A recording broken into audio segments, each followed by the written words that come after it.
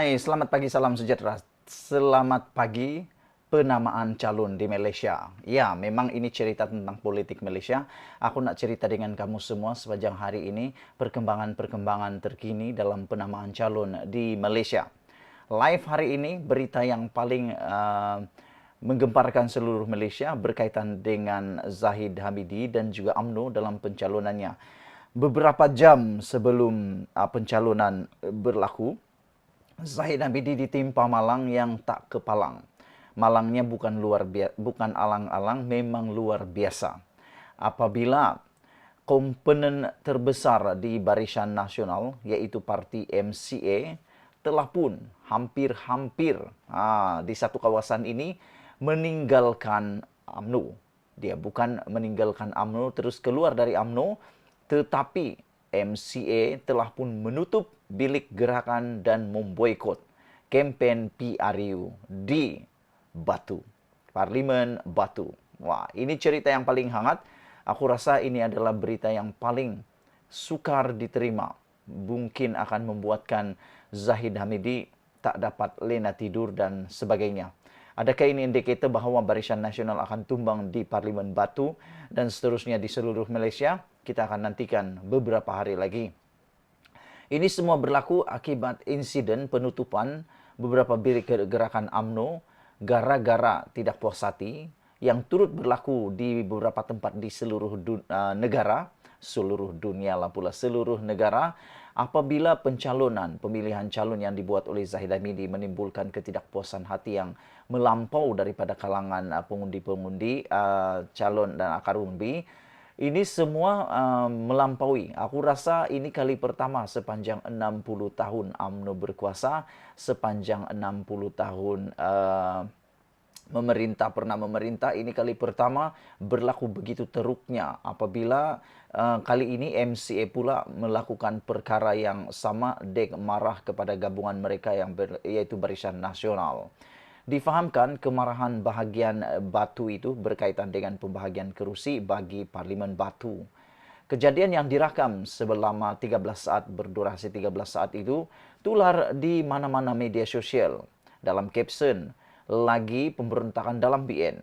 MCA boikot calon MIC Parlimen Batu. Wow. Ini satu perkara yang aku rasa perang dalaman UMNO yang mungkin akan mencetuskan perang lebih besar dalam kalangan Barisan Nasional sendiri. Dalam UMNO sudah ada perang, dalam Barisan Nasional juga sudah ada perang. Kalau baru-baru ini MIC yang hampir memboikot dan juga tak rasa puas hati karena pemilihan calon, kali ini pula MCA pula memberontak dalam UMNO, BN, dan pula memboikot calon MIC Parlimen Batu.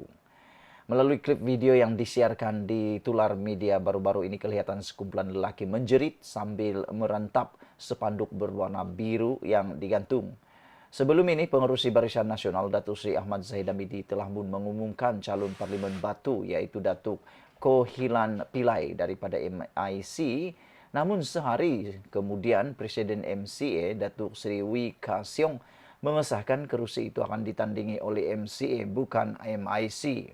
Katanya, keputusan itu dicapai hasil perbincangan dengan Zahid sebagai pertukaran kerusi dengan Parlimen Padang Serai telah pun diberikan kepada MIC. Namun apa yang berlaku? Perbincangan keputusan pertukaran kerusi yang telah dibuat itu seakan-akan telah pun dikhianati oleh Zahid Hamidi apabila akhirnya BN mengesahkan Koh Hilan akan kekal sebagai calon gabungan itu di Parlimen Batu. MCA kemudian mengumumkan Yee Teow Look sebagai calon mereka di Parlimen Batu.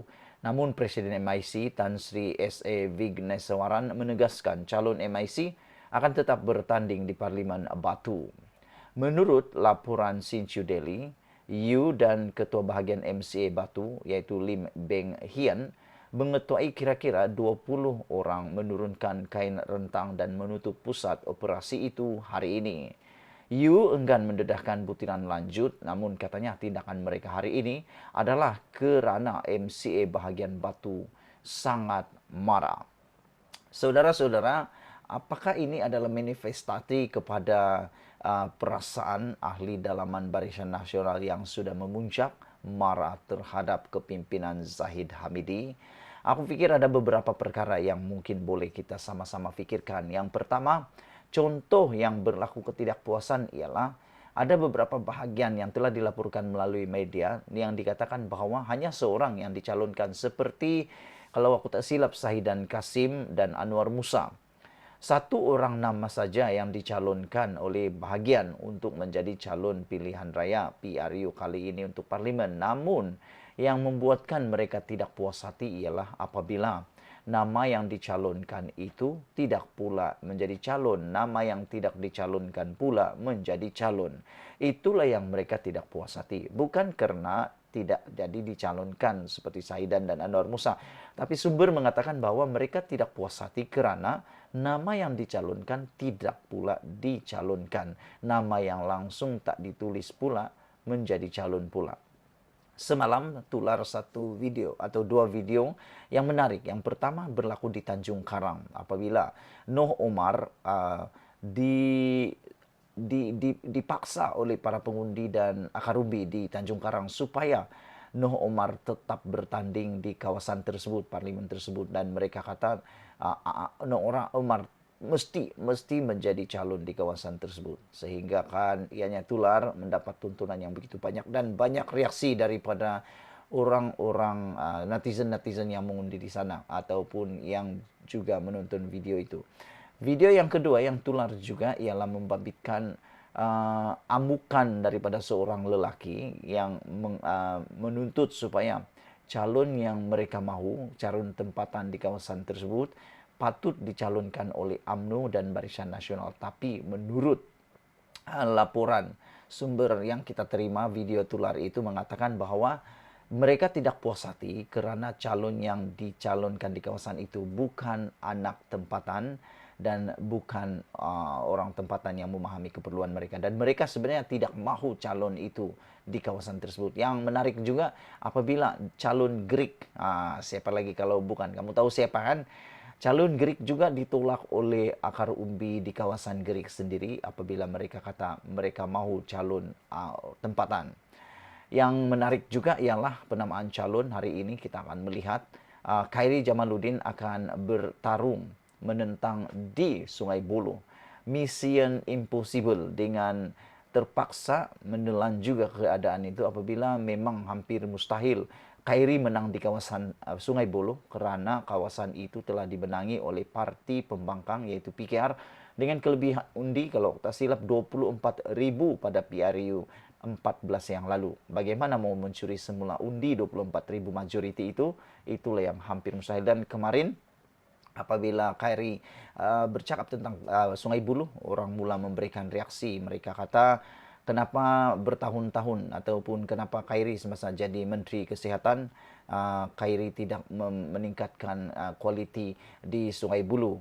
Sudah menjadi ahli calon di pilihan raya, barulah beliau bercakap tentang meningkatkan kualiti Hospital Sungai Buloh, kata netizen yang melihat video tersebut. Sekian untuk kali ini. Jangan lupa terus ikuti penamaan calon di seluruh Malaysia. Kita jumpa lagi. Bye-bye.